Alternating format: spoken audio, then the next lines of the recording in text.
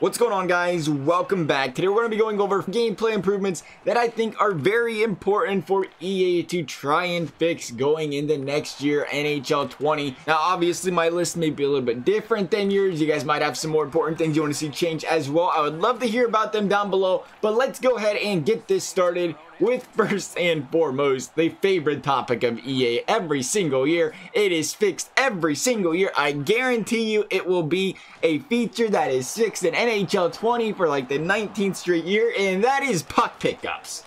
It's a very sticky area. I understand like the difficulty of actually I don't understand. I don't know how to program a game, but I can understand the difficulty of being able to properly I don't know, program these guys to pick up the puck in different ways and facets and whatever else not. But this year, honestly, for me, more than ever, I feel like puck pickups are dictating games.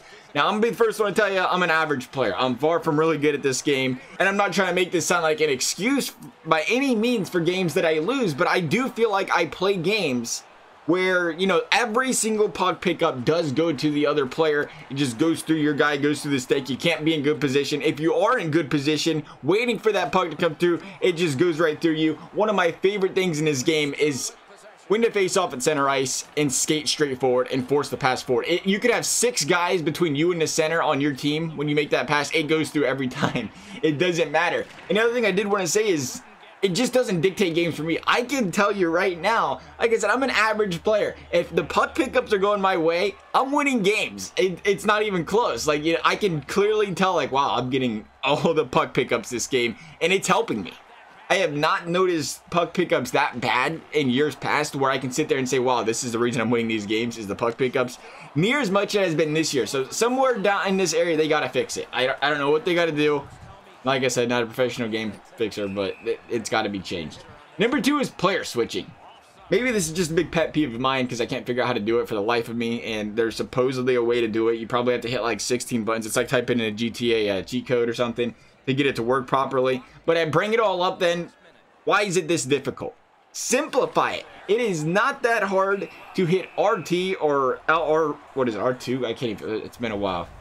It is not that hard to hit RT or R2 and aim your joystick at the player you want to switch to. I don't know why that's so difficult. Easiest thing in the world. But instead, I'm over here in the defensive zone trying to switch players all the time. And needless to say, by the time I switch to the player when he's cutting across the ice, that's 3-4 players later, he's already got my defender beat and I'm in big trouble. And I don't know, maybe it's, like I said, maybe it's a pet peeve. Maybe it's a wasted spot on this list. You guys can let me know, but I think you got to simplify it. Number 3 is AIs on the boards. Why do you have a power play, or why are you breaking out the pass and you have guys coming from you all over the place, charging you up against the boards? What do you do with the puck? Oh, let's outlet it. Let's throw it up the boards to the right, or let's throw it back to the defender. But for some reason, when you're getting pressured like that, the AIs think the proper play here is the cut towards center ice. I don't get it. I don't. It doesn't even make sense. I don't even know how to play hockey. I can tell you that's where you got to be on the boards. All right, so, you know, number 4 is passing. Again, maybe it's just me. It could possibly be just me. But in my years of playing NHL, one thing's never really changed. I've always been a passing first type of guy. If I play SHL, you know, I'm pass for, I'll have 20 goals and 50 assists. I'm perfectly fine with that. Passing has never been a problem for me, is the reason I bring it up. Like, if there's one thing I know how to do, it's pass the puck properly. But in this game, for whatever reason, it seems like you pass the puck, you go to the defender, you go to the guy in the middle, whatever. The accuracy is just not there. Especially on quick passes and stuff. Back in the day, you could just quick pass it one guy to the next. I don't get it. I don't understand. Like I said, maybe I have like 3 different broken controllers. I have gone through a couple PlayStation controllers this year. I have gone through a couple Xbox ones, but usually that's the left stick problem. So maybe that could be the problem. But I don't think it is. I've heard a lot of problems with the passing this year. It has gotten better. The beginning of the year was really, really bad. But it has gotten better. But my big problem with the passing is the pass assist seems ineffective.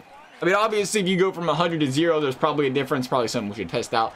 But it used to be back in the day, you go from like 100 to 70, 100 to 60, 100 to 80, and it'd tweak it just enough so when you know you're going behind the net, passing to the point, passing the guy in the slot, it would kind of bring your skill into play a little bit more to where it wouldn't automatically pass it to the guy at the point when you're trying to hit the guy in the slot. But this year you see so many people do that and still do it very often. It's like, oh, I was going for this guy. Clearly he was going for that guy. He's wide open. He hit the guy at the point. I'm gonna be honest, I think this is the most important one for one reason. Every single year people are looking for a skill gap in this game, and it seems to go away more and more and more and more every single year, and that is fix the speed of the players. I mean, besides the LT button, and I'm not even going to go down that path because I know how many people got upset, but besides that, there is nothing more unrealistic in this game than the fact that D-Man can catch McDavids and Canes from behind. I get it in Hut where, you know, you can buy the 99 overall skates and whatever else not, but guess what? We're at that point now. Everybody's a 99. That's not an excuse. Everybody can be tired. I understand this guy's tired, this guy's not. Well, you know what? It doesn't matter if we're at puck drop. If everybody's tired, we just called a timeout. If I blow past you on defense because you made a bad hit, you know what happens? Your AI comes up from behind me. You come up from behind me, and you knock me off the puck. That is what we call, is it dynamic difficulty? Is that the word I'm looking for? They make it so if you're bad at defense, you can get bailed out by just holding up on a stick and catching a guy from behind. Where in retrospect, if you get burned on defense, it's a breakaway, it's over. There shouldn't be this, let me escape from behind and catch you. Especially when, like I said, you got a McDavid, you got a Kane. This guy's got Shea Weber. This guy's got Victor Hedman. That's great. You're using Shea Weber, you're using Victor Hedman. They're big guys. I know why you're using them. You want to hit, you want to poke check. That's fantastic. That's good. That's good defensive strategy. But guess what? The same reason small guys get hit off the puck so easily should be the same reason big guys don't have this catch me from behind speed. Everybody has their perks. Big guys typically can knock you out the puck, they can poke better, but they're gonna be slower. Fat, smaller guys, they can blow by you, they can make the moves, but they can easily get knocked off the puck. But for some reason in this game, we forgot that and we just said, you know what? If you're bad at defense, don't worry about it. You go for the hit. If you miss it, it's fine because there's an AI right on this guy's tail that's going to catch him from behind. Or you know what? You can do it yourself. One or the other. It really has to be fixed, I think. Like I said, again, I benefit from it. Everybody benefits from this. There's no doubt at all. But if you want a skill gap in a game, I feel like it's something that you gotta change. Then number 6 is pass interceptions. One of the most common things this year has become the best way to play defense isn't actually looking at the puck. It's with your back turned to the puck. Let your eyes in the back of your head see that puck and have it automatically just kind of glue to your stick there. I can't tell you how many times I've seen that this year where it's like, oh, look at this guy. He's not looking at the puck here. We can make this pass because he can't see the puck coming right. He's facing the wrong direction. He can't see it. All of a sudden, he reaches that stick out there or it magically just sticks right to his stick when he's not even looking at it. It's like, EA, come on now. If the guy's not looking at the puck, especially when he's in the passing lane and he's not looking at the puck, I don't think he should be grabbing that puck. And the other problem with the whole interception thing is you will find out that for the most part, you pick the puck up more when you're not looking at the puck than you do when you are actually looking at the puck. That does seem like a little bit of a problem. Logically, you would think if you're looking at the puck, it would be a little bit easier. We brought it up earlier with like the whole face-off thing in the center of the ice. If you was in perfect position looking directly at that puck, it'll still go right through you every single time. It's crazy. They have to fix something with the interceptions. Again, it's a skill gap thing. If the guy's back is facing the puck carrier and he's not looking at the puck, you should be able to pass it. Unless it bounces off his skates, it should go through him, or it bounces off his stick, of course. In no case, though, should it just magically stick to a guy's stick when he's not looking at the puck. If you want to put a skill gap in the game, something like that has to happen. Or if you just want to put logic in the game, one or the other, I guess. You gotta have it where the interceptions are more realistic. Interceptions are great. I'm not saying we should be able to force passes everywhere, but I am saying you should be able to reward the players that play good defense, look at the passing lane, are following the puck step for step, opposed to the guys that are just kind of all over the place, or the guys that get bailed out by the computers that aren't looking at them one way or the other, right? But that leaves us with our last and final thing, something I think about 99% of us can agree on here, and that is you have to fix the ragging in this game.